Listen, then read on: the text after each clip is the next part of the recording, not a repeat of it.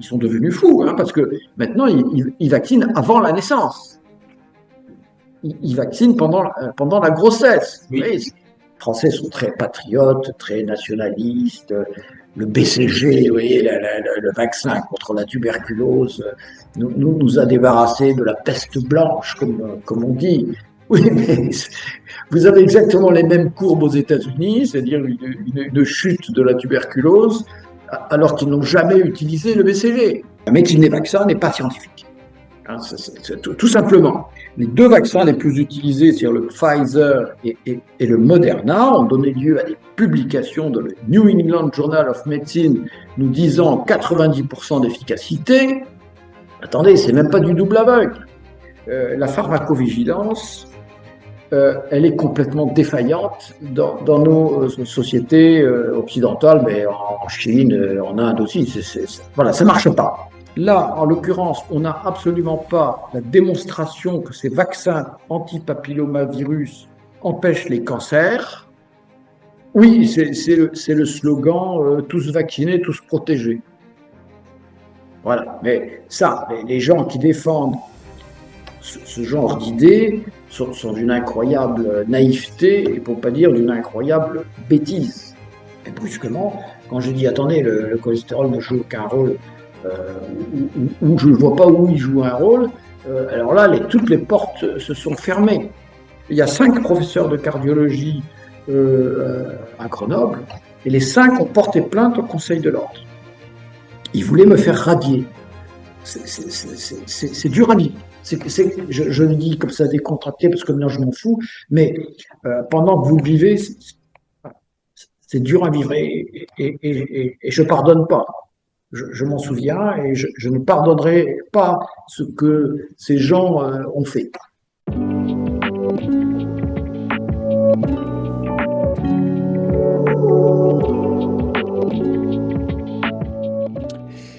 Bienvenue, Dr Michel Delorgerie. Désolé pour ces problèmes techniques.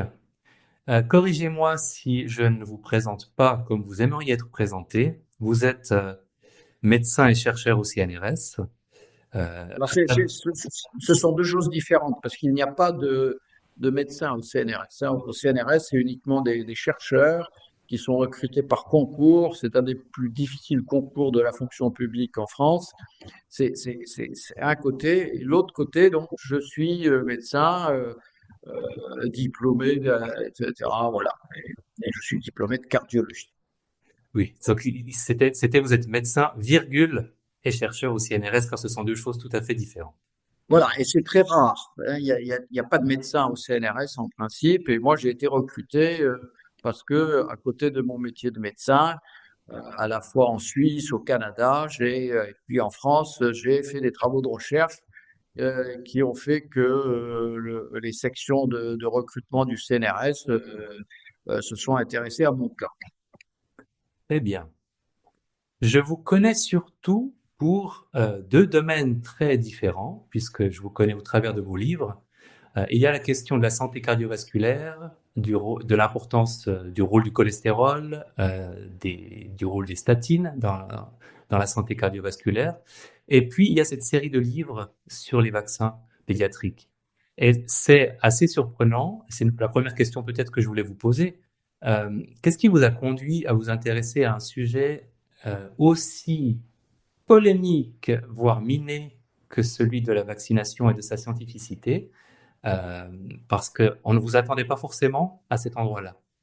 Oui, alors je reprends un peu ce que vous avez dit. Moi, mon domaine de recherche, c'est la prévention des maladies cardiovasculaires. Ce n'est pas le cholestérol ni les statines. Évidemment, ça s'inclut dans ce contexte, mais c'est vraiment la prévention des maladies cardiovasculaires. Et nous, mes équipes successives, on a surtout travaillé donc sur le myocarde et sur la nutrition. Alors, je raconte ça dans des livres, j'ai des centaines de publications. Voilà. Alors, maintenant, et vous voyez que c'est secondaire le problème du cholestérol. En fait, on a été, comment dire, projeté dans la problématique du cholestérol parce que ça ne fonctionne pas dans le domaine scientifique. C'est aberrant, en fait. Et dans le domaine de la prévention, dans le domaine des causes des maladies cardiovasculaires. Et à un moment donné, Or, le monde conventionnel de la médecine, y compris en cardiologie, en diabétologie, etc., est littéralement fixé sur cette question du cholestérol et des médicaments anti-cholestérol. Et ça fonctionne pas. Et pour le faire admettre, il s'est passé des événements terribles, hein, c'est-à-dire que les données scientifiques ont été biaisées de façon intentionnelle, non pas par des académiciens ou par des scientifiques, mais par l'industrie qui s'est emparée du sujet et qui en a fait un objet commercial caricatural. Bon. Alors, je reviens à la médecine des vaccins. À nouveau, ce n'est pas les vaccins pédiatriques qui nous ont intéressés, qui m'ont intéressé. Ce sont les maladies infectieuses. Les maladies infectieuses et leur rôle dans les maladies cardiovasculaires. Vous voyez mon âge. Vous voyez, ça fait 50 ans que je fais de la cardiologie, et donc je dis pas que j'ai connu la cardiologie du Moyen Âge, mais à mes débuts en cardiologie, en France notamment, après l'internat, etc., les maladies infectieuses étaient un aspect très important des cardiopathies. Pourquoi? Parce que le streptocoque était responsable des maladies des valves cardiaques. Et c'était le b.a.-ba de la cardiologie dans les années 60-70. Vous voyez, c'est le rétrécissement mitral, l'insuffisance aortique, etc., etc. Et ce sont des maladies infectieuses. Hein, c'était des streptocoques qui étaient responsables de ça. Et ces maladies, ces pathologies des valves cardiaques, il n'y avait pas que ça. Hein. Par exemple, l'endocardite infectieuse, c'était aussi un problème infectieux qui était très important pour nous en pratique clinique. Les péricardites, c'est quoi une péricardite? C'est viral, souvent.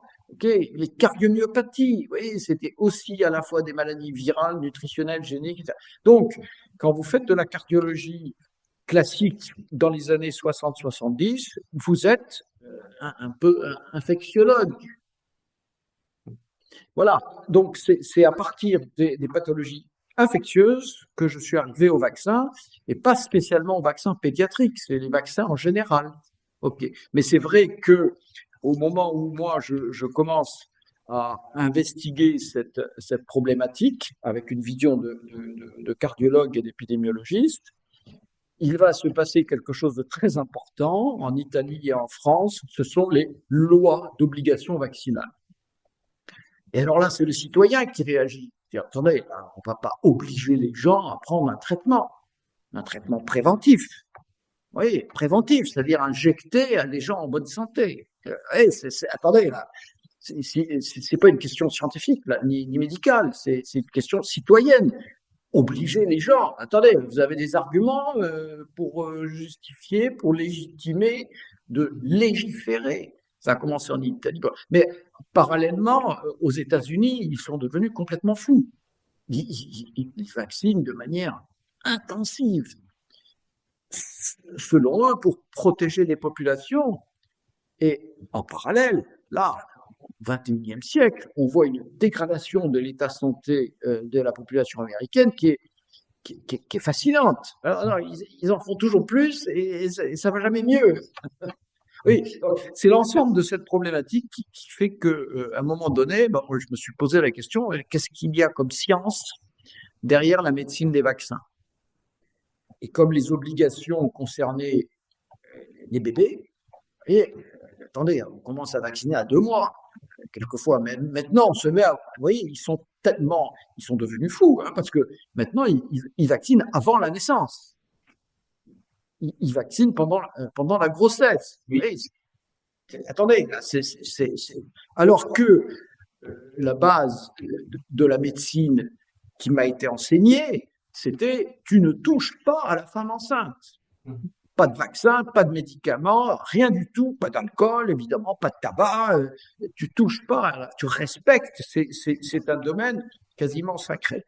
Voilà, donc obligatoirement, même si vous n'êtes pas un expert en vaccin, ou en virologie, ou en épidémiologie des maladies infectieuses, vous êtes éclaboussé littéralement, et si vous êtes un peu curieux, alors vous commencez à regarder, mais qu'est-ce qu'il y a derrière ça? C'est ce que j'ai fait. Alors, et vous l'avez fait de façon très complète, avec un nombre impressionnant de livres consacrés à chacun des principaux vaccins utilisés en France et en Suisse. Et sur le sujet des vaccins, il y a un certain nombre d'idées reçues, on peut les appeler des idées reçues ou des mythes, enfin peu importe, mais qui circulent. Et je voulais peut-être en prendre quelques-uns et vous interroger sur chacune de ces idées reçues pour avoir votre opinion, votre analyse. Euh, un premier point, c'est dans le mythe. Là, on peut parler de mythe parce que c'est vraiment une histoire forte qui entoure la vaccination. On évoque souvent ces vaccins qui ont permis l'éradication de certaines maladies ou sinon l'éradication, en tout cas une chute spectaculaire, par exemple de la mortalité liée à une certaine pathologie euh, sur le plan historique. Alors, quelle est la part de réalité, quelle est la part de mythe dans cette idée reçue, cette idée-là? Alors, vous posez très bien la question, mais je vais la reposer. Oui, alors, quand on recherche, quand on est un scientifique et qu'on recherche la cause d'une maladie, et c'est la question de la causalité. C'est une question générale dans les sciences, toutes les sciences. Hein.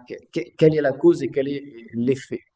Alors, vous me dites, on a prétendu que les vaccins avaient réduit la mortalité. Euh, ok, est-ce que la simple observation d'un phénomène est suffisante pour dire qu'il y a une cause euh, identifiée? C'est toute l'histoire de la médecine scientifique. On ne peut pas sur la simple observation. Hein, on se trompe, c'est simple. Donc il faut faire des essais cliniques. Pour dire qu'il y a une cause, il faut faire des essais cliniques, agir sur la cause possible en tenant compte de tous les autres facteurs possibles. Et si on trouve une relation alors qu'il n'y a aucune autre explication, hein, c'est le principe de l'essai clinique randomisé en double aveugle. Voilà. Alors, dans les vaccins, il n'y a pas. Il n'y a pas. Donc, la base la plus solide de la médecine scientifique n'existe pas dans la médecine des vaccins, dans la majorité des vaccins. C'est aussi simple que ça. Donc, c'est pas pour ça qu'on va renoncer à raisonner. Hein. Donc, on va se replier sur des méthodes plus simples et forcément moins solides. Et c'est ce qu'on appelle, par exemple, hein, il n'y a pas que ça hein, dans la médecine scientifique, il y a les essais cliniques, il y a l'épidémiologie d'observation, et puis ensuite il y a la médecine expérimentale, que j'ai beaucoup pratiquée, et puis ensuite il y a la biologie, et dans tout ça, il faut qu'il y ait une plausibilité biologique. Vous voyez, s'il n'y a pas de plausibilité, vous pouvez raconter n'importe quoi par ailleurs, bon, peu importe. Donc, là, quand vous parlez, certains disent qu'on a éradiqué des maladies grâce à la vaccination, c'est basé sur des données fragiles, c'est-à-dire des données observationnelles. Et là, je me réfère à mes livres où j'ai publié, vous voyez, des graphiques, de multiples graphiques. Je vous montre ça là. Hein, c'est les vaccins du nourrisson, par exemple, mais j'en ai d'autres. Hein. Dans l'introduction générale à la médecine des vaccins, j'ai mis aussi des magnifiques graphiques. Hein. Bon, je renvoie aux auditeurs. Oui, peut-être pour donner du contexte aux auditeurs, ce qu'on voit souvent dans ce type de graphique, c'est que finalement, la chute a précédé de très très loin l'introduction des vaccins pour la plupart des maladies pour lesquelles on serait tenté d'attribuer une causalité forte à la vaccination pour leur éradication ou pour leur quasi-disparition. Il y a souvent un mouvement très fort qui vient bien avant l'introduction du vaccin, un mouvement vers le bas, vers une baisse de la mortalité, une baisse du taux de mortalité pour la plupart de ces maladies. Et une baisse de l'incidence. Eh bien, écoutez, je vous félicite, vous l'avez dit mieux que moi. Ce sont des illusions.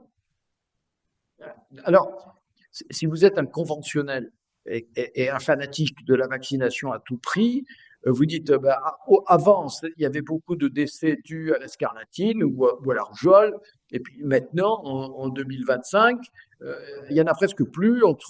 Entre les deux, il y a eu la vaccination. Mais non, attendez, doucement là. Comme vous dites, la, la régression de la maladie a précédé de loin l'introduction des vaccins. Et en plus, ces vaccins, on n'a aucune évidence qu'ils sont vraiment efficaces. C'est-à-dire, on n'a pas des essais cliniques. Et alors, en plus, vous avez des courbes parallèles de ces maladies infectieuses de l'enfance, on va dire ça comme ça, hein, la scarlatine, on peut avoir la scarlatine à l'âge adulte, mais bon, c'est un streptocoque, la rougeole, c'est un virus, mais ce sont ces deux types de maladies. Alors, c'est pas une disparition complète, hein, puisqu'on a constamment des flambées, des résurgences, etc. Bon, et on a encore quelques scarlatines, des médecins généralistes qui voient 1 ou 2 scarlatines par an. Oui, mais la mortalité et les complications dues à ces maladies ont quasiment disparu. Bon, alors, d'un côté, vous avez la rougeole où il y a un vaccin, et de l'autre côté, vous avez la scarlatine où il n'y a pas de vaccin, et les courbes sont parallèles, c'est-à-dire que ce sont des maladies qui se sont effondrées. Vous voyez, il y a cet exemple-là, mais en France, par exemple, vous savez, les Français sont très patriotes, très nationalistes. Le BCG, vous voyez, le vaccin contre la tuberculose, nous a débarrassé de la peste blanche, comme on dit. Oui, vous avez exactement les mêmes courbes aux États-Unis, c'est-à-dire une chute de la tuberculose, alors qu'ils n'ont jamais utilisé le BCG. Bon, alors une fois que vous avez ça qui vous transperce, hein, vous dites, mais qu'est-ce qu'ils racontent, les conventionnels? Et donc là, vous devenez extrêmement critique. Et vous perdez confiance. Vous perdez confiance dans l'Académie de médecine, vous perdez confiance dans la Food and Drug Administration, dans le NIH britannique. Vous dites, mais qu'est-ce que ces gens-là racontent? C'est fou, ça crève les yeux. Alors ça, c'est un problème, et vous avez évoqué le manque de qualité des données disponibles, et ça, c'est peut-être ce qui surprend le plus les personnes qui ne sont pas familiarisées avec ce domaine. C'est ce que certains critiques des vaccins répètent souvent, et vous allez pouvoir me confirmer à quel point c'est vrai, c'est que finalement, on n'a pratiquement aucun essai contrôlé, randomisé avec un placebo inerte, donc un placebo qui est véritablement un placebo, avec un suivi de la sécurité sur le long terme pour les vaccins qui sont actuellement utilisés. Donc, ce sont des informations dont on s'attendrait à ce qu'elles soient exigées pour tout nouveau produit et tout produit tout court, surtout si on l'utilise à très large échelle. Elles ne sont presque jamais disponibles. Ces données scientifiques de haute qualité ne sont presque jamais disponibles pour les vaccins couramment utilisés aujourd'hui. Est-ce que vous pouvez confirmer cette affirmation? Oui, je le confirme, hein, complètement. J'ai analysé les vaccins les uns après les autres. Alors, on peut trouver des explications à ce déficit scientifique, hein. La médecine des vaccins n'est pas scientifique, hein, tout simplement. Alors, mais c'est vrai que, si vous voulez, l'étape essentielle, c'est un essai clinique testant le vaccin contre la diphtérie contre un placebo. Est-ce que j'ai moins de diphtérie quand je vaccine? Alors, les vaccins contre la diphtérie, ils existent depuis 70 ans. Ils n'ont pas été modifiés. Et évidemment, à l'époque, l'essai clinique était inconnu on va dire des médecins. Par contre, il n'y a pas eu d'essai clinique solide. Bon, mais maintenant, il n'y en a plus de diphtérie. De temps en temps, on a un cas. Oui, donc, littéralement, vous ne pouvez pas tester le vaccin contre la diphtérie. C'est fini, vous ne pouvez plus. Alors, si vous dites à un académicien ou un ministre, monsieur le ministre ou madame la ministre, je n'ai pas d'évidence que ce vaccin contre la diphtérie est efficace, on ne devrait pas l'injecter à des bébés. Oui, mais attendez, là, ils ont dans l'idée qu'on a éradiqué la diphtérie grâce au vaccin. Donc, aucun comité médical, ministériel, éthique, etc., va oser dire, mais on n'a aucune évidence, voyez, parce que si on arrête de vacciner les bébés et que vous avez une flambée de diphtérie, on dira c'est leur faute, il faut les guillotiner. Donc ils osent pas. Vous voyez, donc j'ai pas de données scientifiques et je n'en aurai pas. Je n'en aurai pas. Vous voyez, c'est la même chose avec le tétanos. Vous voyez, je ne sais pas si le vaccin contre le tétanos est efficace. Je sais presque sûr que non. C'est impossible que ça marche, parce que c'est une bactérie anaérobie, donc les anticorps, oui, donc, bon, sur le plan théorique, ça peut pas marcher. Alors, on pourrait penser que de nouveaux vaccins s'attaquant à de nouvelles maladies auraient été testés de manière correcte. Alors là, on a deux exemples sous le nez, littéralement. C'est les vaccins anti-Covid et encore plus récemment, le vaccin contre le chikungunya. Oui, et là, on a des flambées épidémiques. Donc, on peut tester. Et là, ce qui s'est passé pendant la Covid, c'est quelque chose d'extraordinaire. C'est qu'on nous a proposé 12 vaccins. Aucun n'a été testé correctement. C'est caricatural. C'est-à-dire que les deux vaccins les plus utilisés, c'est-à-dire le Pfizer et le Moderna, ont donné lieu à des publications dans le New England Journal of Medicine nous disant 90% d'efficacité. Attendez, c'est même pas du double aveugle. C'est le basique du basique de la science médicale, c'est-à-dire faire du double aveugle, n'était pas respecté. Et alors, c'est surprenant. Et quand je dis surprenant, c'est scandaleux. Mais, en même temps, ça a été validé par les autorités sanitaires, les experts, les académiciens, les conventionnels. Vous voyez, tous les infectiologues de la planète ont dit magnifique, on a des vaccins, maintenant on va pouvoir lutter contre cette maladie. Et derrière, les autorités sanitaires ont fermé les yeux. Et c'est invraisemblable.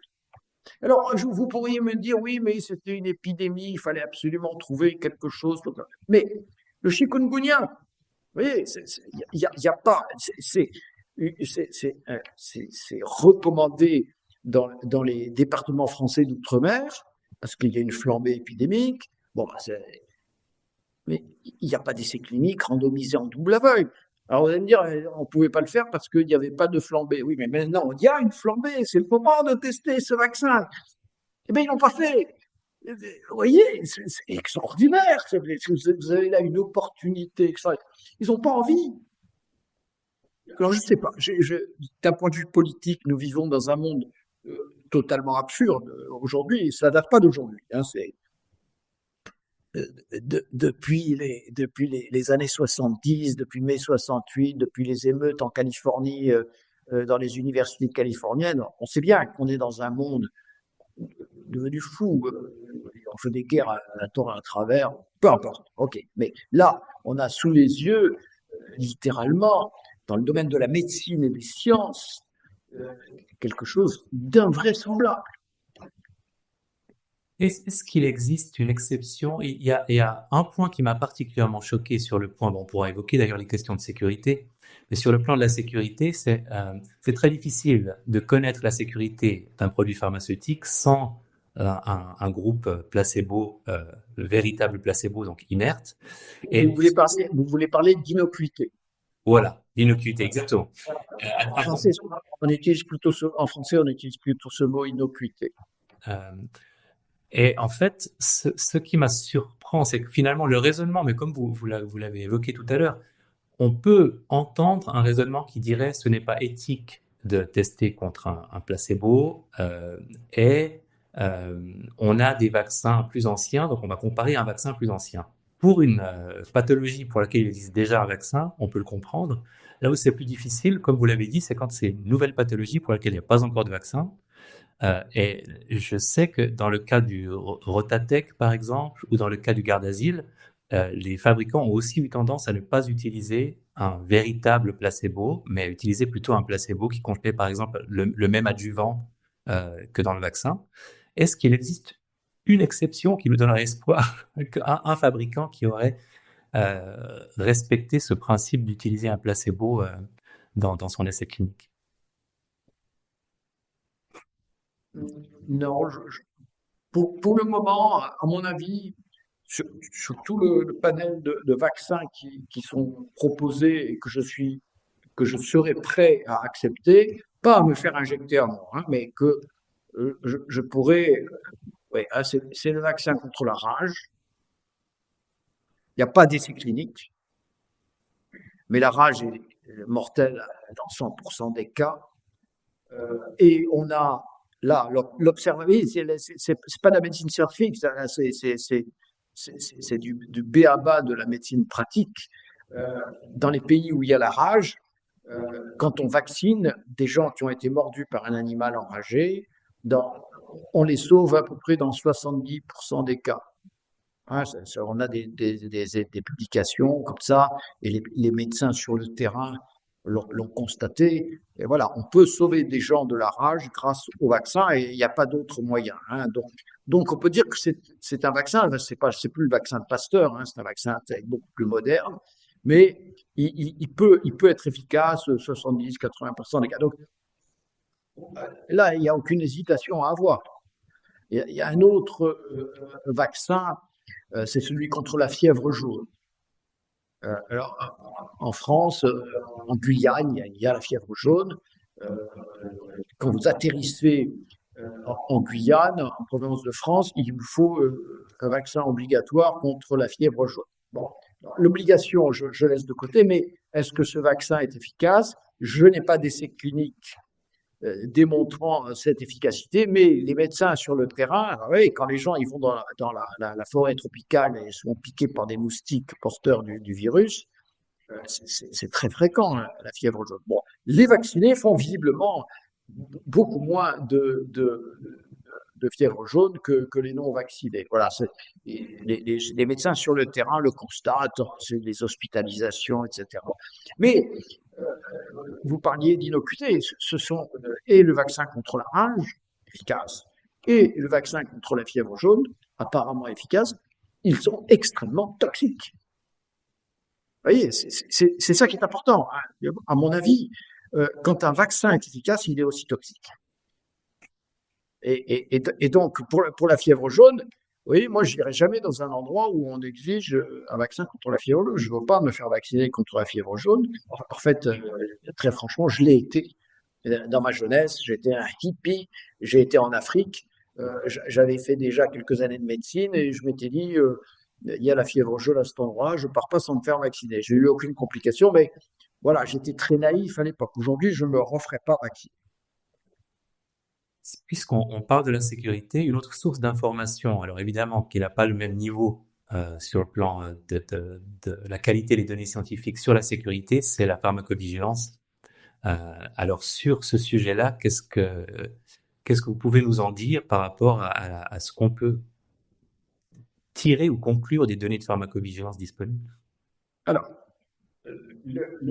les essais cliniques sont de courte durée, par définition, puisqu'on a fait un tirage au sort, et ensuite les groupes évoluent, donc si vous attendez trop longtemps, évidemment ces groupes deviennent différents, et par conséquent, en cardiologie, 3, 4 ans, à la rigueur 5 ans, pour être sûr que les groupes sont vraiment restés, non pas identiques, mais non statistiquement différents. Bon, là, des essais cliniques, ça sert à évaluer l'efficacité des vaccins, mais certainement pas l'innocuité. Bon, mais vous allez me dire, l'innocuité, c'est quand même un problème secondaire, parce que si le vaccin n'est pas efficace, je ne vais pas prendre le risque d'avoir des effets indésirables. Et donc, l'innocuité devient un problème majeur uniquement si je suis sûr que ce vaccin est efficace. Or, en fait, je ne connais pas, à part les deux que je vous ai cités, je ne connais pas de vaccin efficace avec certitude. J'ai pas. Donc, le problème de l'innocuité pour moi est tout à fait secondaire. Ceci dit, certains peuvent dire, d'accord, je n'ai pas la preuve que ce vaccin X est efficace, mais je ne suis pas certain non plus qu'il est inefficace, faute de science. Vous voyez ? Et donc, je préfère, moi, médecin praticien ou père de famille ou mère de famille, je préfère vacciner cet enfant contre le méningocoque, par exemple, ou contre la grippe, par exemple, Il y a des cas délicats, hein, des cas d'enfants qui ont des chimiothérapies, des cas d'enfants avec l'immunosuppression, etc., où on peut se dire il y a un risque élevé, donc peut-être que, vous voyez, c'est quelque chose d'intuitif, hein, voilà, j'ai pas la preuve que, mais c'est quand même mieux par précaution de vacciner cet enfant. Et là, se pose le problème de l'innocuité. Bon, alors, comme vous savez, la pharmacovigilance, elle est complètement défaillante dans nos sociétés occidentales, mais en Chine, en Inde aussi. Voilà, ça marche pas. Ça marche pas, et pour une raison assez simple, c'est que les médecins ne déclarent pas. Pour que une pharmacovigilance solide émerge, il faudrait que tous les médecins qui utilisent un médicament, je parle là de pharmacovigilance, avant de parler de vaccinovigilance, il faudrait que tous les médecins soient très attentifs à leur prescription et disent, bon là, j'ai donné tel médicament, je ne suis pas sûr que l'effet indésirable identifié par le patient soit dû à mon médicament, mais je vais quand même le déclarer, parce que c'est le nombre qui va faire les statistiques. Vous voyez, si 8 patients sur 10 recevant une statine ont des douleurs ligamentaires ou musculaires, là vous vous dites, j'ai un problème avec ce médicament. Bon. Alors, il y a eu des études très bien faites que je cite dans ce livre. Je ne sais pas si vous connaissez ce livre. Là, je cite les références. Certains scientifiques se sont posé la question, quelle est l'efficacité de la pharmacovigilance? Donc, ils ont fait des essais cliniques où ils ont donné un médicament ou vacciné des gens. Les uns étaient suivis par l'équipe de façon minutieuse, hein, tous les 3 jours, tout va bien, tout va pas bien, etc. Est-ce que vous avez une plainte, etc. Et puis d'autres équipes étaient laissées abandonnées, je veux dire, à leur médecin traitant.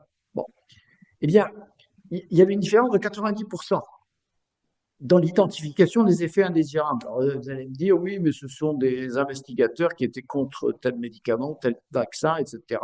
Oui, mais vous avez 5 essais cliniques comme ça, un peu comparables, qui dit, voilà, la pharmacovigilance, c'est efficace dans 10% des cas. Donc, autrement dit, c'est pas efficace. D'autant plus qu'avec les vaccins, on ignore totalement quels sont les effets à long terme. Vous voyez, quelquefois, vous pouvez avoir on l'a vu avec le chikungunya, on l'a vu avec la Covid, vous pouvez avoir des complications dans les jours ou les semaines qui suivent. Oui, mais 1 an, 2 ans plus tard, vous avez agi sur le système immunitaire. Bon, je suis plutôt tranquille de ce côté-là parce que je pense que la majorité des vaccins sont inefficaces biologiquement. Vous voyez, vous ne pouvez pas dire ce vaccin est inefficace biologiquement, mais il a quand même des effets indésirables. Ah, il faut qu'il y ait un effet biologique quelque part. Alors, les exemples caricaturaux, c'est la rage et la fièvre jaune. Ça, apparemment, ce sont des vaccins efficaces, oui, mais très toxiques. Donc, la vaccinovigilance, ça ne marche pas.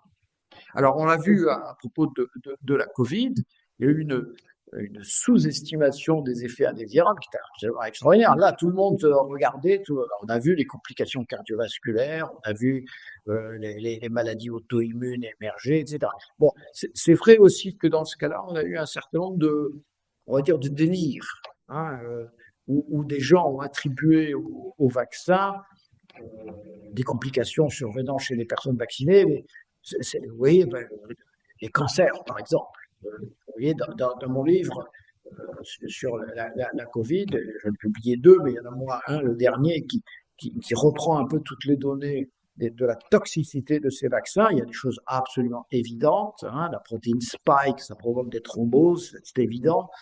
Ne pas le voir aujourd'hui, c'est vraiment ne pas vouloir le voir. Hein, bon, vous avez les maladies auto-immunes, vous avez les complications gynécologiques, vous avez un certain nombre de complications. Pour les cancers, je ne le nie pas, mais c'est pas très clair. Pour les cancers, il me semble qu'il y a beaucoup d'études de cas, mais il n'y a rien qui se voit à large échelle dans les statistiques qui sont publiées. Pas encore, en tout cas. Pas encore. Voilà, il y a des case reports, comme on dit, mais il n'y a pas d'épidémiologie. Voilà, c'est pas clair.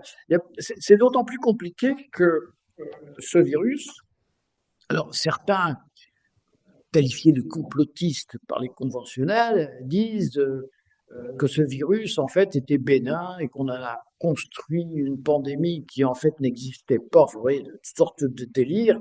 Alors, quand vous êtes un médecin praticien, je peux vous dire que le virus de la Covid, c'était une saleté. C'est une saleté.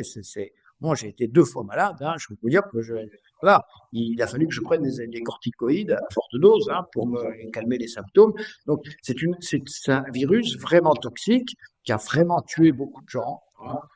Aux États-Unis, c'est à peu près 1,3 million décès attribués à ce virus. Oui. Et le virus, finalement, il a à peu près les mêmes effets que le vaccin. Hein, la protéine spike, c'est une saleté. Et donc, le virus, il vous l'apporte. Donc, si vous accusez le vaccin de faire proliférer la protéine spike et d'avoir des complications, oui, mais le virus aussi. Voilà. Alors, l'extraordinaire, évidemment, c'est que beaucoup de vaccinés ont fait une Covid. Un très grand nombre d'entre eux, je crois qu'on peut le dire. Beaucoup, beaucoup. Là, dans mes consultations, les gens reviennent et je suis dans l'analyse des complications des maladies cardiovasculaires. Avez-vous eu la Covid? C'est une question qui est prioritaire. Avez-vous été vacciné? Et donc, j'ai les deux informations. Et là, le nombre de gens qui me disent oui, docteur, j'ai eu la Covid. Oui, docteur, j'ai été vacciné. Et quand je fais la chronologie, je vois que la Covid est arrivée après la vaccination. Et il y a des points qui sont très éclaircis, je trouve, déjà à ce stade de notre conversation, le mythe de l'éradication, le manque de données sur la sécurité. Mais quelles sont les informations utilisées à ce jour pour conclure qu'ils sont efficaces, peut-être à tort? C'est ça que j'ai pas encore compris dans ce que vous nous avez expliqué jusqu'ici. Alors, tout dépend des maladies. Tout dépend des maladies. Alors, pour les vaccins classiques injectés systématiquement, ce sont les hexavaccins, vous voyez, diphtérie, tétanos, polio, etc., etc. Bon, là, ces maladies n'existent plus, donc on vaccine de manière automatique. Vous voyez, c'est la médecine systématique dans toute son horreur. C'est-à-dire, je ne sais pas ce que je fais, mais je le fais quand même parce qu'on m'a dit qu'il fallait le faire. Et pour un médecin, vous voyez, il y a eu une révolte des médecins au moment de la Covid parce que c'est à peu près la même chose. On ne sait pas trop ce que ça fait, mais il vaut mieux le faire parce que je vous dis qu'il faut le faire. Ouais, pour un médecin qui a fait 10 ans, 12 ans, 15 ans d'études, c'est inadmissible de l'obliger à faire des. Vous voyez, c'est bon.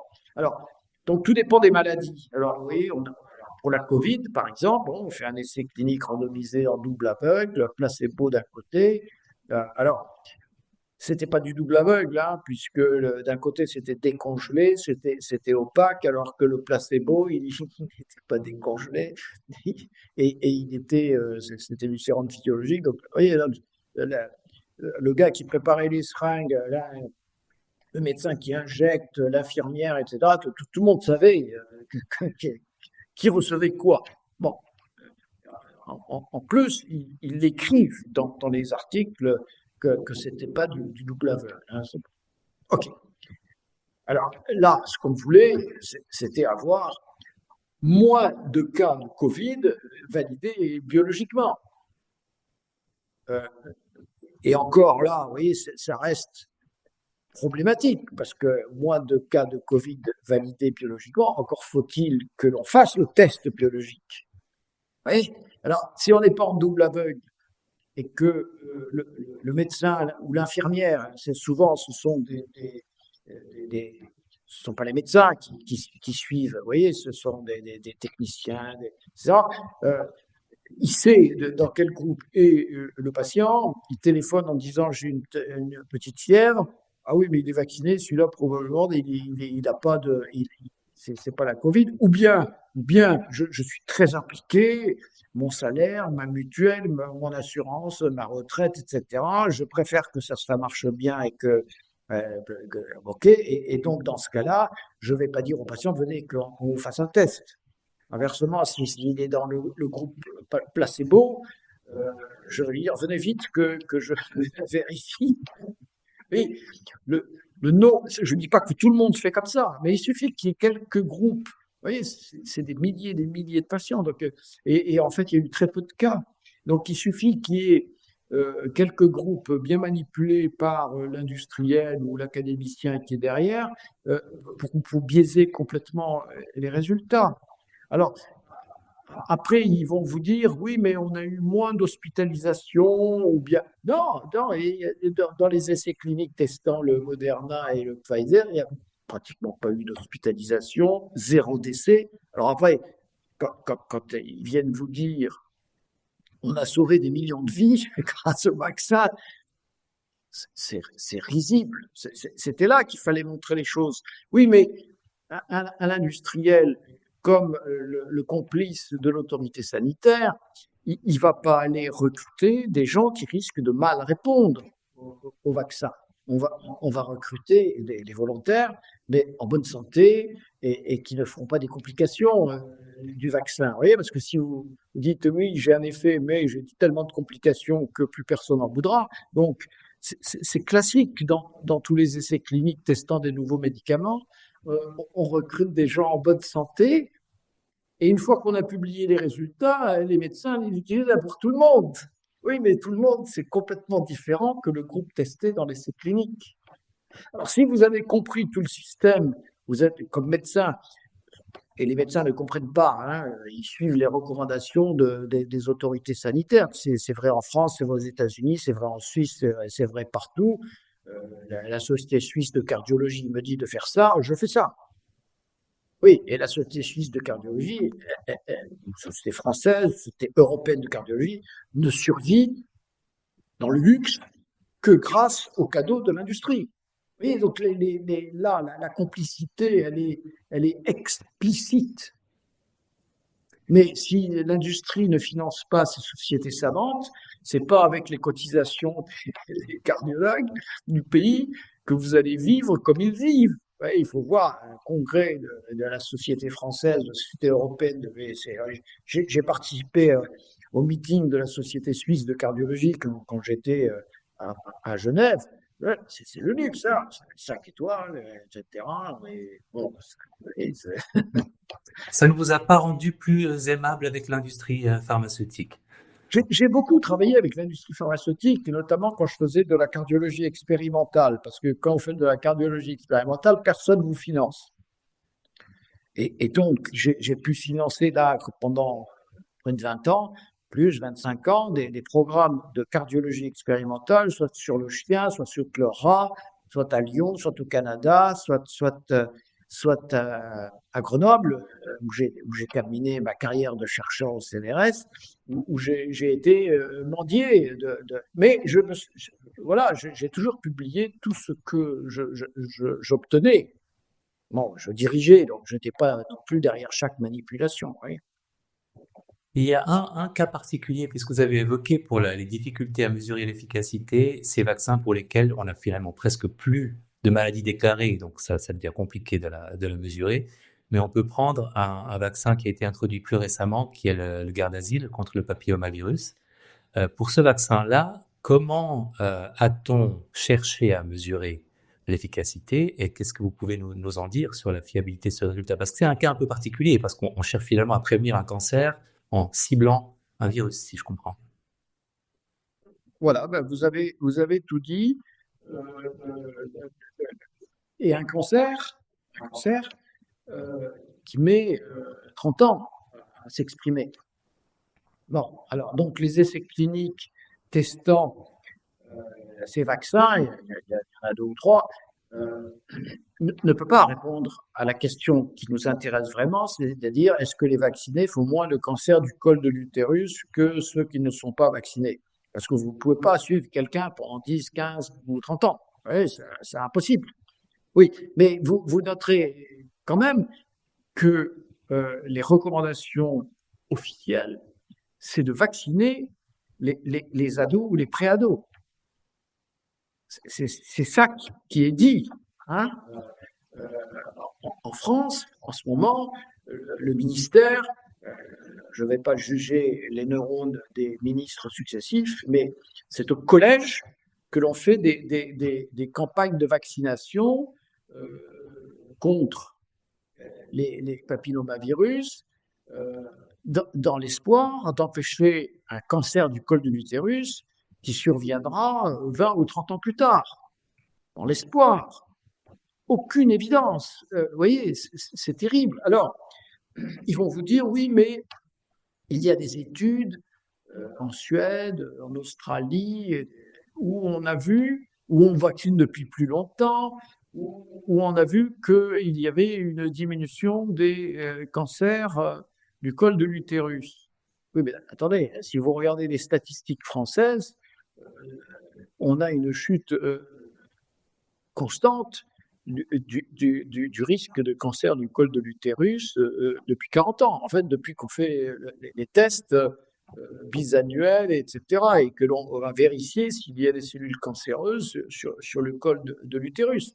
Oui, mais il y a des lésions précancéreuses et il y en a moins chez les vaccinés à 25 ans, à 30 ans. Oui, mais ces lésions précancéreuses, en fait, elles peuvent guérir toutes seules. Oui, alors là, on est dans le brouillard le plus complet. À un moment donné, les premières études, par exemple avec le Gardasil, étaient totalement négatives parce qu'on vaccinait des jeunes femmes et non pas des adolescents. Et on avait plus, 10 ans plus tard, on va dire ça comme ça, on avait plus de lésions précancéreuses ou de lésions cancéreuses. Alors, oulala, les catastrophes, on est en train d'obtenir le contraire de ce que l'on voulait. Donc, il ne faut plus vacciner les femmes qui ont 25 ou 30 ans. Pourquoi? Parce que, apparemment, ce vaccin accélère le développement de lésions précancéreuses. Et donc, on a dit, oulala, mais ça, c'est pas bon du tout. Donc, il faut vacciner avant même qu'il y ait la moindre lésion, c'est-à-dire à l'adolescence ou chez les préados. Et voilà comment les choses ont oui, mais quand vous analysez ça, j'ai fait un livre sur les vaccins contre les cancers et contre les papillomavirus. Vous êtes dans la confusion la plus totale. Mais ce qui n'empêche pas les autorités sanitaires, en France, là, ils sont devenus complètement fous, mais en Suède, en Australie, etc., il y a où on publie des données vous disant, oui, depuis qu'on vaccine, on a beaucoup moins de cancer du col de l'utérus, ce qui n'est pas du tout avéré. Quand vous regardez les courbes, par exemple, que je mets dans mon livre sur les papillomavirus, dans les pays nordiques, on a vu, depuis la vaccination, une remontée. Alors après, on dit, oui, mais ça remonte parce que les vaccinés se pensent protégés et ne vont plus faire les tests chez le gynécologue. Allez, avec des arguments comme ça, vous racontez n'importe quoi. Donc là, en l'occurrence, on n'a absolument pas la démonstration que ces vaccins anti-papillomavirus empêchent les cancers. Certains prétendent que l'on a moins de lésions précancéreuses, mais en fait, ces lésions précancéreuses peuvent guérir toutes seules ou être éradiquées par le gynécologue par son examen annuel ou tous les 2 ans. Voilà. On sait faire ce genre de choses, ce qui fait que l'intérêt de ce vaccin est loin d'être évident. Et ce que je raconte aussi dans le livre, c'est que les papillomavirus, ils sont aussi protecteurs. C'est-à-dire que pour le col de l'utérus, apparemment, ces virus peuvent jouer un rôle, peut-être. Je ne suis pas sûr, c'est bon. Mais pour d'autres tumeurs, notamment les tumeurs du cou, les lymphomes, apparemment, les gens qui sont positifs au papillomavirus ont un meilleur pronostic que ceux qui sont négatifs au papillomavirus. Alors là, on en revient à une autre problématique des papillomavirus, parce que visiblement ça vous intéresse, c'est qu'il y en a des centaines. Et ce qui s'est passé, c'est que au début, on a vacciné contre 2 papillomavirus, puis contre 4, puis contre 7, puis contre 13. Pourquoi? Parce que à chaque fois qu'on prétendait avoir éradiqué une souche, c'était une autre souche qu'on voyait apparaître. Forcément, ça, c'est la nature qui est comme ça. Donc, moi, je ne recommande absolument pas la vaccination contre les papillomavirus. Merci pour ces précisions. Il y a peut-être une facette de l'efficacité que je voulais encore évoquer avec vous parce que c'est la plus je dirais, la plus culpabilisante qu'on va jeter au visage des parents qu'on juge anti-vax et qu'on a aussi beaucoup utilisé durant la crise du Covid, c'est cette idée de l'efficacité de la vaccination altruiste, c'est-à-dire se vacciner soi-même pour protéger les autres, qui est un versant différent que l'efficacité sur la mortalité qu'on a évoqué avant, sur les symptômes en général. Que dire de cette efficacité-là? Parce que en tant qu'argument, et qu'argument socialement, psychologiquement très efficace, c'est extrêmement utilisé. Oui, c'est le slogan tous vaccinés, tous protégés. Voilà. Mais ça, les gens qui défendent ce genre d'idées sont d'une incroyable naïveté, et pour pas dire d'une incroyable bêtise. Oui, parce que, alors, il y a différents agents pathogènes, hein, donc il faut pas généraliser, mais euh, en général, les principes, aujourd'hui, ce sont essentiellement les virus qui sont une préoccupation pour les autorités sanitaires. Il y a la coqueluche aussi, on peut apporter, mais c'est surtout les virus, la grippe, etc., le Covid. Et ces gens qui disent tous vaccinés, tous protégés, c'est extraordinaire. Ils n'ont rien compris. Ils n'ont rien compris à un concept pourtant évident qui est celui de porteur sain. Vous pouvez être porteur du virus, donc le transmettre via un aérosol, par exemple, et ne pas être malade. Oui, alors la question c'est est-ce que l'on peut éliminer les porteurs sains avec la vaccination? Non, non, non, non, non, non, non, non. Si c'est un virus respiratoire, ben c'est cela qui pose problème, celui de la rougeole, celui de la grippe, celui de la Covid, etc. C'est cela le problème. Ce sont des virus respiratoires, donc ils se transmettent par les gouttes, les aérosols, on va dire comme ça, mais euh, ils dépendent leur présence dans le système ORL et broncho-respiratoire dépendent du système immunitaire ORL et broncho-respiratoire, qui est chez les humains d'une extraordinaire efficacité. Ah, on a vraiment bien identifié un système immunitaire local. Et en plus, on a des organes, euh, le mot échappe, mais vous Les êtes, muqueuses? non, pas les muqueuses, on a des glandes, les amygdales. Les amygdales, ce sont les amygdales, les végétations dans le nez, plus, comme vous dites, le système immunitaire mucosal, comme on dit, il n'y a pas encore une traduction française, un mucosal immune system, bon, voilà, là, qui est d'une extraordinaire efficacité et qui fonctionne de manière différente que le système immunitaire systémique. Hein, si on reste aux immunoglobulines, le systémique, c'est des immunoglobulines G et des immunoglobulines M, je laisse les cellules. Au niveau local, mais les yeux, l'ORL, etc., c'est des immunoglobulines A. Vous voyez, c'est pas le même système. Bon, mais quand vous injectez, vous court-circuitez le système. Alors, on pourrait dire, oui, mais je protège le patient d'une maladie systémique. Oui, mais là, au niveau ORL, le virus, il n'est pas concerné. Alors, on n'a pas une démonstration absolue qu'en vaccinant, on ne fait rien sur le système immunitaire local. On ne sait pas trop, mais intuitivement, ça ne peut pas marcher. Ça court-circuite. Voilà. Et donc, on a des porteurs sains. Et c'était typique avec la Covid, où même les vaccinés transmettaient le virus. Et personne ne le conteste. Personne ne le conteste. Vous voyez, donc cette notion de transmission, eh bien, tout dépend. Oui, si c'est les virus respiratoires et que c'est une injection, ça ne marchera pas. Vous empêcherez pas la transmission. Les industriels l'ont compris, puisque maintenant, ils proposent des vaccins, je ne sais plus comment ils disent, il va Inhalées ou... inhaler, voilà, ou donc on donne le virus atténué aux patients pour que ce soit le système immunitaire ORL qui réagisse et qui développe une immunité. Mais ça marche pas bien. Ça marche pas bien et c'est toxique. Et parce que ce sont des virus vivants. Dans ce cas-là, ouais, oui, c'est des virus vivants, atténués mais vivants. Et ça, c'est très très dangereux. Avec la Covid, on a compris que un virus vivant atténué, c'est un virus qui a muté. Mais qui a muté une fois, va muter une autre fois. Donc, euh, aux États-Unis, dans certains cas, on utilise le vaccin contre la grippe par voie inhalée, mais en France, par exemple, ou en Europe en général, malgré la pression des industriels et de leurs complices, des autorités sanitaires, ça a du mal à s'implanter.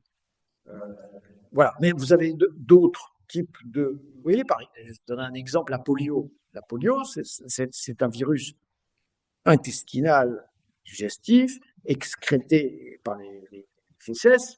Et là, mais à nouveau si vous injectez, oui, vous n'allez pas empêcher. Ce qui est important, c'est que le système immunitaire digestif, là, c'est aussi une extraordinaire efficacité. Vous avez des organes lymphoïdes, hein, les fameuses plaques de Peyer dans le tube digestif. Attendez, on a des milliards de bactéries, de virus et de champignons dans le tube digestif. C'est parfaitement contrôlé par le système immunitaire. Donc, on a deux types de vaccins anti-polio. Hein. Vous en avez un injectable. C'est un virus qui est mort. Hein. Donc, on ne risque pas de propager un nouveau virus muté. Et puis, vous avez le vaccin oral, qui est le plus utilisé aujourd'hui en dehors des pays occidentaux, et c'est un virus vivant, muté, et la conséquence inéluctable, c'est qu'évidemment, ces virus vaccinaux ont muté et que la majorité des polios ou des syndromes de type poliomyélitique que l'on enregistre aujourd'hui en Inde, au Pakistan, au Bangladesh, en Afrique, ce sont des maladies dues à des virus vaccinaux mutés. Alors, bon, j'arrête là parce qu'il faut voir, évidemment, c'est un échec patent des campagnes de vaccination de l'OMS et surtout, alors l'OMS raconte n'importe quoi, il faut encore plus vacciner. Attendez, là, bon. Voilà. Donc, vous voyez, la transmission, évidemment, la polio n'existe plus dans la plupart des pays occidentaux pour une simple raison, pas à cause du vaccin, mais parce que l'on a séparé les eaux usées des eaux de boisson. Voilà, l'eau qui va dans les égouts ne revient pas dans votre robinet. Et par conséquent, l'excrétion d'un virus de la polio via les égouts a très peu de chances de se retrouver dans votre eau potable. C'est ça, c'est l'hygiène, c'est l'hygiène sociale qui a permis de quasiment éradiquer la polio dans nos pays. Il y a un énorme éléphant, comme disent les Américains, l'éléphant dans la pièce dont nous n'avons pas encore parlé concernant les vaccins. C'est évidemment cette question du lien ou de l'absence de lien avec l'autisme, parce qu'avec le changement aux États-Unis et de la nomination de Robert Kennedy Jr., c'est une question qui va forcément se reposer dans les années à venir, puisqu'il avait l'intention de tirer ça au clair. Et je voulais avoir peut-être quelques idées de votre part sur ce sujet-là. Moi, je me suis contenté, je sais qu'on renvoie toujours tout à Andrew Wakefield. Et en fait, j'ai été très surpris parce que j'ai eu la curiosité, je pense que pas grand monde fait, d'aller lire l'étude, la fameuse étude d'Andrew Wakefield. Et je me suis dit, mais en fait, elle est terriblement, en tout cas à mes yeux, de non-expert, elle me paraît terriblement raisonnable, cette étude. C'est-à-dire qu'il décrivait une association, mais sans jamais conclure une causalité et avec un vocabulaire qui me paraissait adéquat pour décrire cette série de cas et les limites de ce qu'on pouvait conclure sur la base d'une série de cas. Donc, je suis surpris a posteriori d'à quel point il a été diabolisé sur la base de cette publication-là. Et que penser de ce lien, de cette absence de lien entre la vaccination et l'autisme? Alors, l'autisme, c'est pas ma spécialité. Ok, mais on ne peut qu'être inquiet face à l'augmentation des cas de autisme spectrum disorder. Hein, c'est tout un ensemble, mais pas simplement aux États-Unis, hein, au Royaume-Uni. Alors en France, on ne sait pas trop parce que il y a un tel déficit à l'heure actuelle des systèmes hospitaliers, notamment en psychiatrie infantile, que parmi mes patients cardiaques, le psychiatre, le pédopsychiatre est bien représenté. Hein. C'est un métier vraiment très, très, très difficile. Bon, peu importe. Euh, je ne sais pas quelle est la situation en Suisse. Bien. Alors, il y a évidemment une épidémie. Et quand il y a une épidémie, d'une maladie aussi complexe, c'est forcément multifactoriel. Et je trouve que j'ai pas une sympathie particulière pour Robert Kennedy, hein, qui est un avocat, qui n'est pas un scientifique, qui n'est pas un médecin, mais qui a monté une association où il y a des gens très sérieux. Le Health, Children's Health Defense. voilà, cette association qu'il a créée, là, il y a des gens très solides hein, qui travaillent bien, et cela, il faut les lire. Ce que dit Kennedy devant les micros, on s'en fout un peu, mais son association, là, il y a des scientifiques, il y a des médecins, il y a des gens sérieux. Alors, donc, c'est multifactoriel, à l'évidence, et il n'y a pas aujourd'hui d'explication. Alors, maintenant qu'il est à la tête du ministère de la Santé, il repose la question de façon, je trouve, très intelligente en disant, alors, on ne sait pas, donc il faut trouver. Alors évidemment, beaucoup de gens sont concernés, notamment l'industrie agroalimentaire, l'industrie des pesticides, la chimie. Vous voyez, il y a beaucoup de monde qui a très peur de ce qu'on pourrait trouver derrière cette épidémie catastrophique. Hein.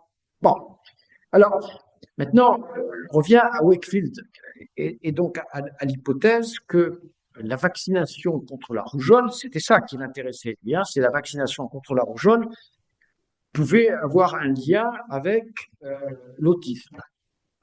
Alors, j'ai plutôt de la sympathie pour Wakefield, mais je suis très critique aussi, parce qu'il a vraiment fait des bêtises.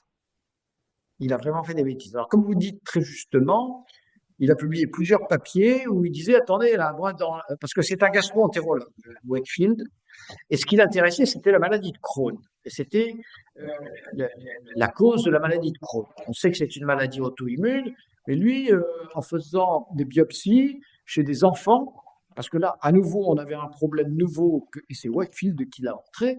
La maladie de Crohn, c'est une maladie d'adulte, et tout d'un coup, lui, pédiatre, il envoyait. Alors il s'est dit, attendez, qu'est-ce qui se passe là?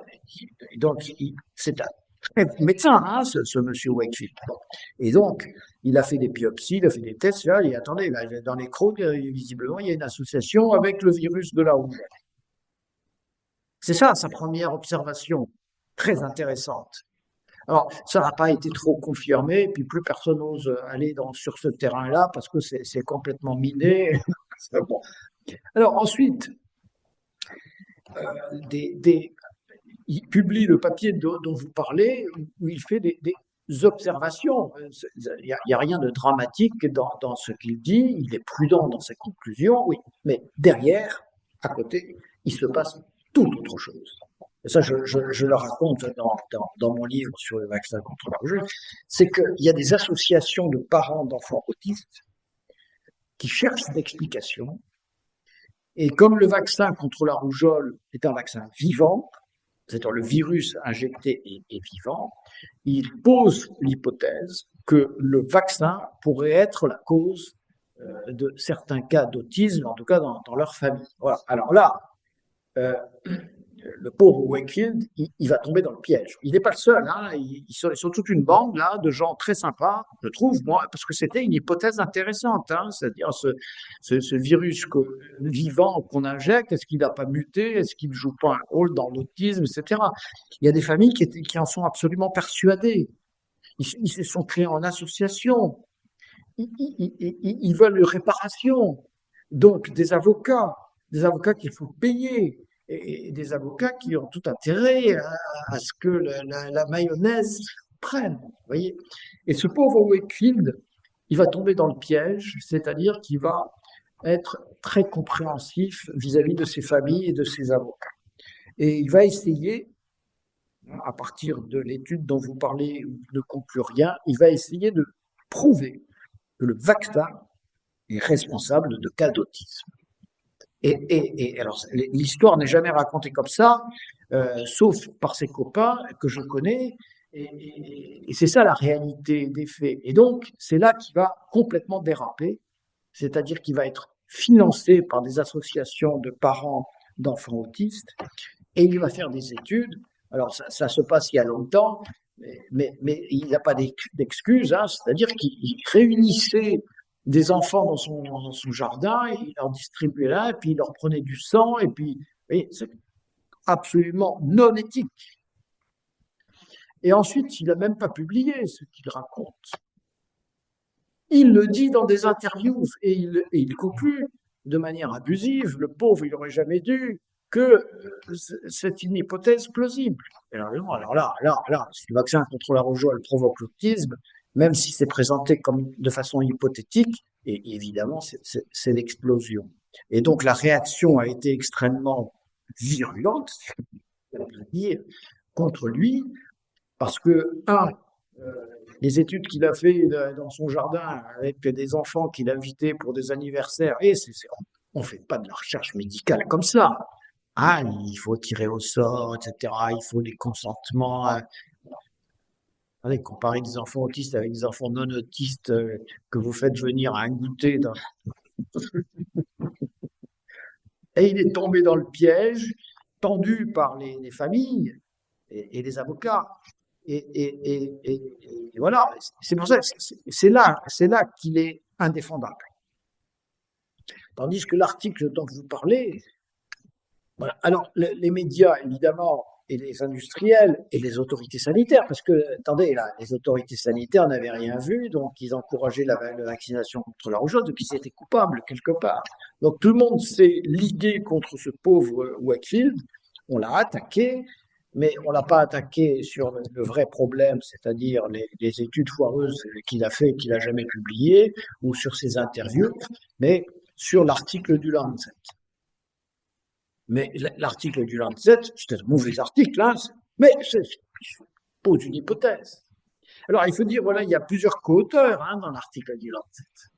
Okay, donc, ils ont tous été radiés et ils ont tous fait appel, sauf Wakefield, premier auteur. Et ils ont tous été innocentés. Et comme Wakefield n'avait pas fait appel, mais il n'a pas été innocenté.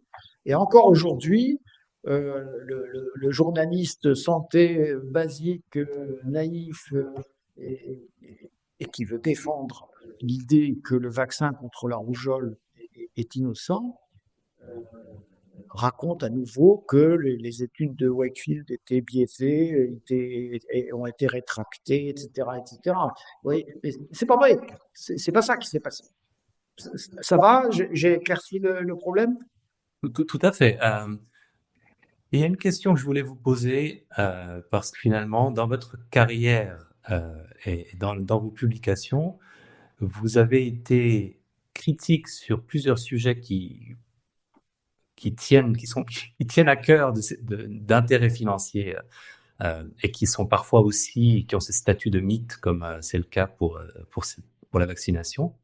Donc j'imagine que vous avez dû rencontrer une certaine résistance de la part de confrères, de la part de médias ou d'autorités sanitaires. Alors, quelles ont été les réactions à votre remise en question de certains mythes sur les maladies cardiovasculaires, leurs causes et leurs traitements, sur la vaccination? Comment avez-vous vécu cet aspect-là, l'aspect controversé de ces remises en question de certains dogmes? Est-ce que ça s'est bien passé ou pas? Non, ça s'est pas bien passé, mais oui, j'ai commencé à faire de la cardiologie à l'âge de 25 ans, donc ça fait 50 ans, et il y a tout un parcours. Oui, bon. Alors, en deux mots, hein, en deux mots, quand j'ai commencé à remettre en question le mythe du cholestérol, sur la base de nos études, hein, c'était pas un fantasme, attendez, ça marche pas ce truc-là, hein, c'est extraordinaire. Dès 1990, quand on analyse les causes de ce qu'on appelle le paradoxe français, il saute aux yeux que dans les maladies cardiovasculaires, le cholestérol ne joue aucun rôle. Vous voyez, bon. Ok. Contrairement aux lipides, aux graisses saturées, vous voyez, mais cette simple idée que le cholestérol n'est pas un lipide, vous voyez, c'est un stérol, c'est pas un lipide. Alors après, on vous raconte, regardez la plaque d'athérosclérose, qu'on appelle athérome, on oublie le sclérose, c'est plein de lipides. Ah oui, mais si c'est des lipides, c'est pas du cholestérol. Et dès que vous énoncez des choses aussi évidentes, là, les visages se ferment, tout le monde dit, mais qu'est-ce qu'il raconte, il est fou ce type. Voilà. Bon. Alors, tant que moi, j'ai publié des choses où j'étais extrêmement populaire, hein, sur le French Paradox, par exemple, bon, sur la diète méditerranéenne, j'ai été invité partout, en Australie, aux États-Unis, etc. J'avais raconté mes études, etc. Et brusquement, quand j'ai dit, attendez, le cholestérol ne joue aucun rôle, où je ne vois pas où il joue un rôle, alors là, toutes les portes se sont fermées. Bon, j'ai trouvé des financements ailleurs, par la communauté européenne, etc. Je me suis bien débrouillé, mais sur le plan académique, Société européenne de cardiologie, etc., l'American Heart Association, tout s'est fermé. C'est tellement dépendant de l'industrie pharmaceutique. Et j'ai des collègues qui étaient d'accord avec moi, qui se sont vus aussi claquer la porte au nez, parce qu'ils m'avaient invité. Et j'ai des copains en Suisse, là, notamment, qui obtenaient des financements de l'industrie pharmaceutique pour faire des colloques pour les cardiologues. Et ils trouvaient intéressant ce que je disais, sans comprendre bien que c'était très polémique, et qui ont été punis eux-mêmes. Bon, de mon côté, ça allait très bien, jusqu'au jour où les patrons, les professeurs du CHU de Grenoble, ont des gens qui étaient des amis, hein, parce que je travaillais sur les oméga 3, je travaillais sur la diète méditerranéenne, sur les défibrillateurs implantés, etc. On se tutoyait, vous voyez, on était copains. On obtenait des contrats de recherche ensemble. Et du jour au lendemain, ils ont pris la mouche, ils sont devenus fous. Je pèse mes mots, ils sont devenus fous. Il y a 5 professeurs de cardiologie à Grenoble, et les 5 ont porté plainte au Conseil de l'Ordre. Ils voulaient me faire radier à la suite de mes livres sur le cholestérol. Alors, je vous raconte ça en 2 mots rapidement, mais quand il y a une plainte au Conseil de l'Ordre, ça commence au niveau départemental, où le président du Conseil départemental essaye c'est le rôle du Conseil de l'Ordre d'arrêter la dispute et de mettre les gens d'accord. Vous voyez, bon. Mais là, une médiation. Une sorte de médiation, et s'il n'y a pas agreement, alors on passe au niveau régional avec une chambre disciplinaire et qui peut décider de vous radier ou pas. Alors il y a 3 niveaux. La radiation, évidemment, ça vous prive de revenus. Moi, je m'en foutais, j'étais au CNRS, donc voilà. Mais vous pouvez aussi avoir un avertissement ou un blâme. Ça on s'en fout. Ça c'est aucune conséquence. Bon. Et donc, ils portent plainte, et leur plainte, elle dit, nos patients ont lu les livres du docteur de Langerie et ils veulent plus les statines. Et ça, voilà, pour un professeur, vous voyez, qui se prend pour Dieu sur terre, je vous prescris ça et vous discutez pas. Docteur, je veux pas comment ça, vous voulez pas mon médicament qui va vous sauver la vie? Non. Et pourquoi vous le voulez pas? Ben, j'ai lu le livre du docteur de Langerie et vraiment, il m'a convaincu que. Donc, 1 fois, ça va, 2 fois, 3 fois, ils deviennent fous. Vous voyez, c'est leur autorité, comment dire, oui, leur autorité intellectuelle est remise en question. Je ne veux pas votre médicament, c'est inacceptable pour alors, un médecin généraliste, il a l'habitude de ça, mais un professeur à l'hôpital universitaire, donc il porte plainte. Oui, mais la plainte est vide. Quoi, j'ai le droit d'écrire des livres. J'ai le droit de publier des articles scientifiques. On est des groupes, hein, des Japonais, des Suédois, des Américains. On publie tous ensemble des trucs où on dit, ben, regardez, ça marche pas, cette théorie. Bon, alors, évidemment, ces pauvres 5 professeurs du CHU de Grenoble, ils ont obtenu quand même un blâme. Je m'en fous du blâme, vous voyez, mais le blâme n'était pas ce que j'avais dit. Le blâme, parce qu'il y a un article du conseil, du règlement éthique, c'est que un médecin ne doit pas gêner la pratique des autres médecins. Et donc, le juriste qui préside la chambre disciplinaire à Lyon, et puis à Paris, ils se sont appuyés là-dessus en disant qu'ils voulaient faire plaisir au professeur, mais ils ne pouvaient pas me condamner. Donc ils ont trouvé ça. Ils ont dit oui, bah, vous les gênez, il faudra arrêter. Je n'ai pas arrêté, j'ai continué parce que c'est la liberté d'expression. Vous ne pouvez pas. Bon, voilà, c'est ça. Mais j'imagine que le sujet des vaccins vous a pas causé moins de problèmes que celui du cholestérol. Si, j'ai eu aussi une plainte au Conseil de l'ordre. Alors là, la plainte au Conseil de l'ordre, c'était en pleine Covid. Je vous raconte ça à nouveau à titre d'anecdote. C'était que j'avais traduit un article américain en français sur mon blog. Attendez, on a le droit de traduire, mais c'était quand même un article soulevant à nouveau le problème vaccin-autisme. Donc c'était inacceptable pour les infectiologues de Grenoble ou de Paris, je ne sais pas, plainte à nouveau. Comme quoi je divulguais des choses inacceptables, enfin j'étais un complotiste, je ne sais pas quoi. Induction d'un article ciel. Évidemment, c'est une plainte qui est tombée. Je crois que j'ai eu un avertissement à nouveau parce que manque de prudence dans mes déclarations, des idées aussi comme ça, mais voilà, c'est tombé à plat. Donc, alors, quand même, je fais semblant là d'être décontracté à propos des plaintes. C'est très, très dur à supporter.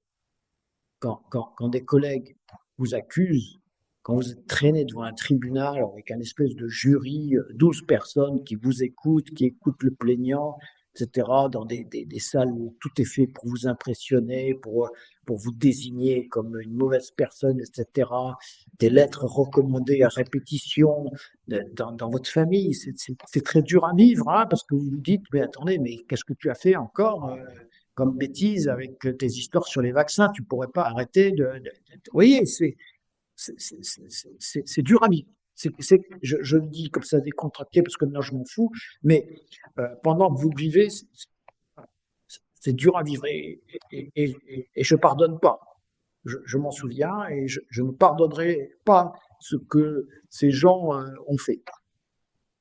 Mais je crois pas qu'il faille le pardonner. C'est détestable. Et pendant la crise du Covid, je pense qu'on a tous eu l'occasion, en fait, simplement en prenant la décision, en ce qui me concerne, de ne pas me vacciner, de faire l'expérience de la violence qui vient frapper les hérétiques sur les sujets médicaux. Et on en a eu un avant-goût, mais les médecins et les scientifiques qui ont le malheur de prendre une position qui n'est pas alignée sur le consensus du moment, c'est ce qu'ils vivent quotidiennement, et ce n'est pas la première fois que j'entends quelqu'un raconter ce que vous venez de raconter. Là, ça semble être la règle dès qu'on s'éloigne trop d'un récit qui n'est pas scientifique, mais qui est le récit avec un R majuscule qui est imposé.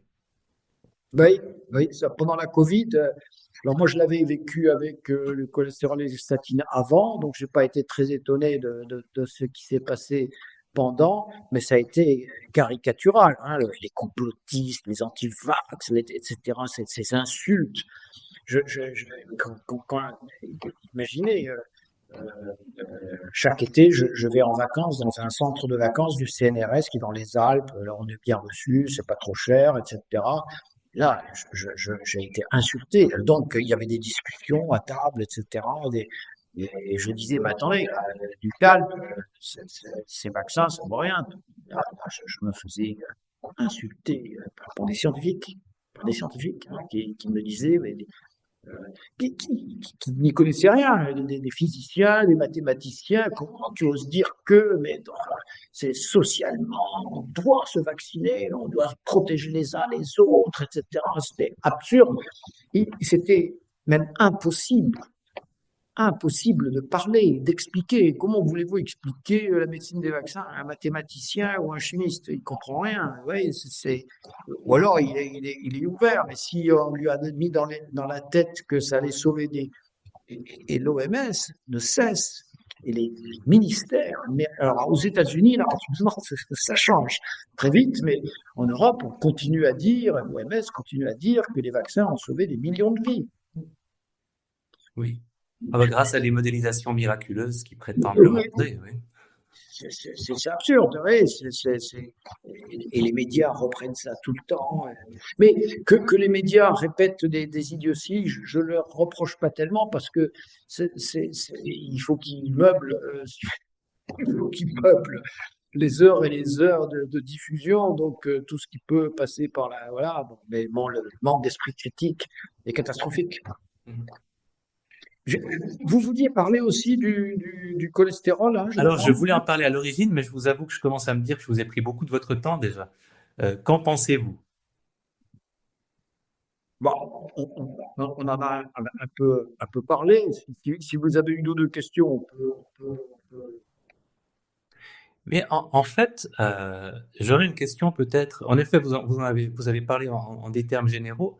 Sur le plan spécifique des statines, je trouve, pour quelqu'un qui n'y connaît rien comme moi, qu'il y a un bruit invraisemblable autour du sujet des statines et que c'est difficile de comprendre exactement où nous en sommes par rapport à leur utilité, leur absence d'utilité, leur toxicité. Est-ce que vous pourriez peut-être, si ça ne vous prend pas trop de temps, nous faire le point sur les statines aujourd'hui, quel est le rôle qu'elles peuvent jouer, ou est-ce qu'il y a un rôle légitime pour les statines aujourd'hui dans la prévention cardiovasculaire? Bon, c'est une question vaste, hein.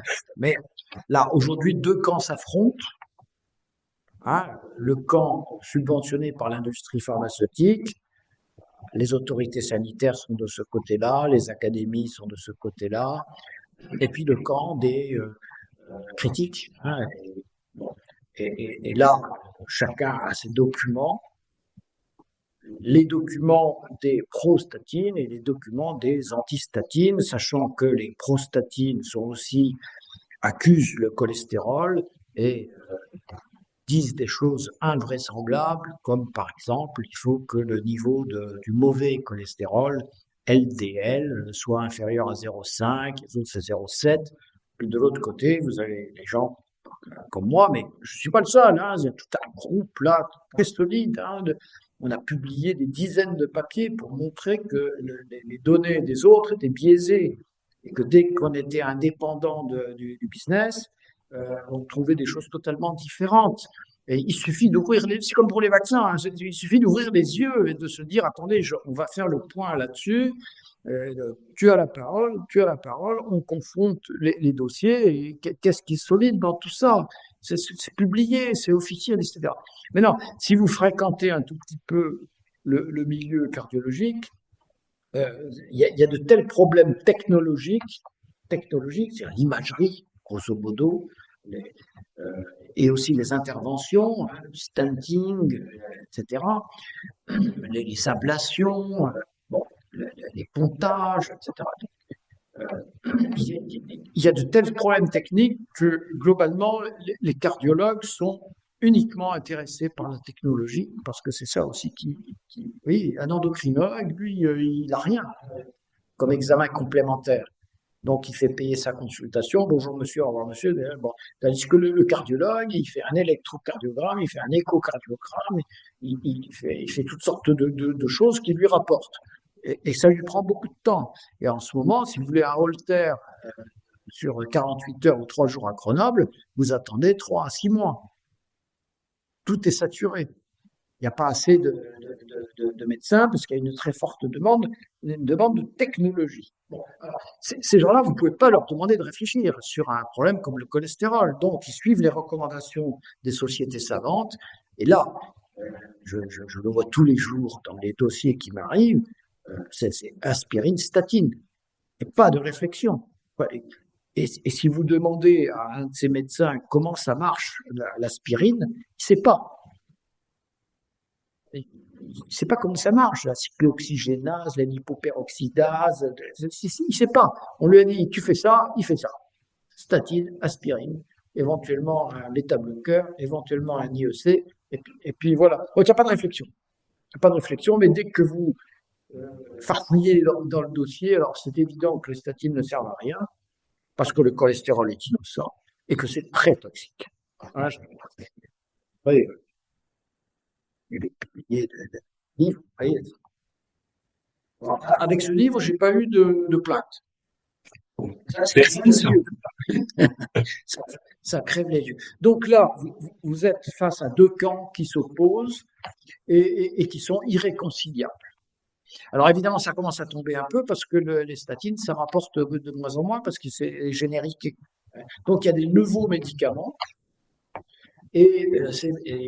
Alors, il y a eu avec les nouveaux médicaments anti-cholestérol qui confirment complètement le clan des antistatines. C'est des médicaments qui s'appellent les anti-CETP, cholestérol ester, transfert protéines, etc. Il y a 8 ou 9 publications montrant que ces médicaments anti-CETP, qui sont des miracles en termes de lipides, puisqu'ils diminuent le mauvais cholestérol, vous voyez, le concept de méchant, de mauvais, etc. On est loin de la science, hein, mais qui diminue les LDL à peu près aussi bien que les statines, mais augmente le bon cholestérol HDL, vous voyez, de 100%. Et donc, on avait le médicament miracle, il y en a eu plusieurs médicaments miracles pour tester l'hypothèse du cholestérol responsable des maladies cardiovasculaires. On avait là le médicament idéal. Bon, c'est un échec total. Aucun de ces médicaments, c'est plusieurs publications dans le New England Journal of Medicine, un journal qui est acheté par l'industrie pharmaceutique, mais là, ils ont tout publié et c'est totalement négatif. 30% de réduction du cholestérol, 100% d'augmentation du HDL, cholestérol, pas d'effet, au contraire des effets négatifs sur des études courtes. Et donc là, avec les anti-CETP, donc plus personne ne parle, évidemment, alors que c'est vraiment la démonstration que l'hypothèse du cholestérol qui bouche les artères, ça est complètement démolie. Bon. Et puis, il y a une autre classe de médicaments qui s'appelle les anti-PCSK9. Ce sont des anticorps que l'on injecte. Les patients n'aiment pas trop ça. Et comme il y a de plus en plus de patients qui ne veulent pas de statine, pas simplement parce qu'ils ont lu les livres du docteur de leur famille, mais parce qu'ils ont essayé, ils ont eu des effets nocifs, et donc ils disent, docteur, on ne veut plus de ça, alors on essaye de leur injecter ces produits-là. Mais là, à nouveau, il n'y a aucun effet sur les endpoints, comme on dit, les critères vraiment de sévérité de la maladie cardiovasculaire, il n'y a pas d'effet sur la mortalité cardiovasculaire, sur la mortalité totale. Alors, l'industriel essaye ça marche pas bien. Ça marche pas bien. Et puis, il y a une autre catégorie de médicaments qui vont arriver. Ce sont ceux qui veulent diminuer l'hypoprotéine petit a. Alors, ça, je laisse ça de côté. Ce n'est pas un lipide. Ça n'a rien à voir avec le cholestérol, mais c'est la voie d'avenir pour l'industrie pharmaceutique, c'est diminuer la L-peptida parce que c'est probablement ça, une cause de thrombose dans les artères coronaires et de thrombose dans les accidents vasculaires cérébraux. Voilà, je pense qu'on a dit rapidement, hein, ce sont des médicaments toxiques, ce sont des médicaments inutiles. Voilà. Ça sert à rien. Magnifique. En effet, vous avez été très synthétique et en même temps beaucoup d'informations en peu de temps. Merci beaucoup. Plus généralement, merci pour être une exception, comme vous l'avez souligné au tout début de notre entretien. Ce double statut de médecin et de chercheur est extrêmement rare. Pour m'être intéressé aussi à des questions de sciences et de médecine durant la crise du Covid, j'ai pu mesurer qu'il y a deux mondes qui finalement sont souvent séparés l'un de l'autre. Le médecin praticien d'un côté et le chercheur de l'autre. Il y a trois mondes. Il y a le monde des conventionnels qui répètent. Il y a le monde du délire qui sont traités de complotistes par les autres, mais où ça délire sérieusement. Puis il y a le monde scientifique sérieux. Et là, c'est très difficile de se dégager des deux autres mondes. je trouve il y a un effort aux États-Unis pour essayer d'identifier des gens plus sérieux que les autres. Mais c'est parfois difficile, un peu comme avec Wakefield, hein, de se séparer de ceux qui délirent un peu.